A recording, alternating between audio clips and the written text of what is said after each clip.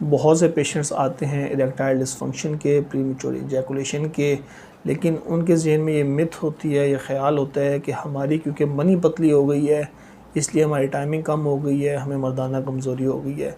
ये जो मनी पतली होने का ताल्लुक़ है इनफर्टिलिटी से या इरेक्टाइल डिसफंक्शन से या प्रीमेच्योर इजैकुलेशन से, ये आज से हज़ार साल पुरानी यूनानी तिब के तफक्कुरात हैं, उन्हीं की थ्योरीज़ हैं जिनको हम अनसर्टिफाइड तरीके से जनरेशन टू जनरेशन आगे फैला रहे हैं, हमारे हकीम ऐसे फैला रहे हैं, जबकि मॉडर्न साइंस इस थ्योरी को रिजेक्ट करती है। मनी के पतला होने का बिल्कुल भी कोई ताल्लुक़ नहीं है मर्दाना कमज़ोरी के साथ या टाइमिंग की कमी के साथ। मर्दाना कमज़ोरी एक डिफरेंट मसला है, इसकी एक डिफरेंट वजूहात हैं।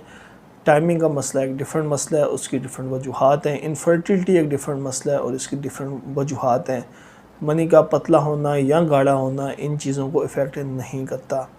लोग अपनी मनी गाढ़ी करते करते, हकीमों से इलाज कराते कराते बहुत से साइड इफ़ेक्ट्स का शिकार हो जाते हैं, अपना टाइम बर्बाद करते हैं, अपना पैसा बर्बाद करते हैं, अपनी सेहत बर्बाद करते हैं। तो अगर तो आपकी मनी पतली है तो आपको बिल्कुल भी घबराने की ज़रूरत नहीं है। दूसरा कंसेप्ट ये है कि गाढ़ी मनी के अंदर स्पर्म ज़्यादा होते हैं, पतली मनी के अंदर स्पर्म कम होते हैं। ये बिल्कुल गलत बात है। मॉडर्न साइंटिफिक थ्योरीज़ के मुताबिक और जितनी भी रिसर्च हुई है उसके मुताबिक जो स्पर्म्स हैं वो बेसिकली पतली मनी के अंदर ज़्यादा होते हैं और इररेलेवेंट है कि मनी पतली है या गाढ़ी है। और जब हम पेशेंट्स को सीमन एनालिसिस का एडवाइस करते हैं तो हम उनको एडवाइस करते हैं कि शुरू के जो 4-5 पतले पतले ड्रॉप्स होते हैं उनको मिस नहीं करना, क्योंकि ज़्यादातर स्पर्म्स वो जो शुरू के 4-5 पतले पतले ड्रॉप्स हैं उनमें ही होते हैं और जो बाद में थिक मनी आती है वो बेसिकली सेमिनल फ्लूइड होता है, उसके अंदर स्पर्म्स की क्वांटिटी कम होती है।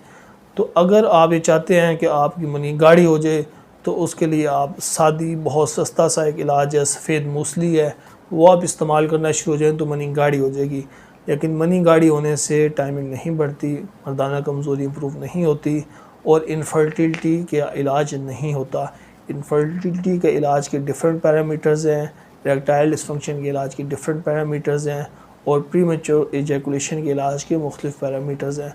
तो बहुत से पेशेंट्स आते हैं इनफर्टिलिटी के, इरेक्टाइल डिसफंक्शन के, प्रीमेच्योर इजैकुलेशन के पेशेंट्स आते हैं, वो ये कहते हैं कि डॉक्टर साहब हमारा ये ख्याल है कि हमारा असल मसला इस वजह से है कि हमारी मनी पतली है। तो उनको मैं यही काउंसिल करता हूँ कि मनी का पतला होना या गाढ़ा होना मैटर ही नहीं करता। जो मैटर करते हैं वो डिफरेंट चीज़ें हैं। चाहे अगर आपको टाइमिंग का मसला है, इरेक्टाइल डिसफंक्शन का मसला है या इनफर्टिलिटी का इशू है तो आप मेरे से रब्ता कर सकते हैं।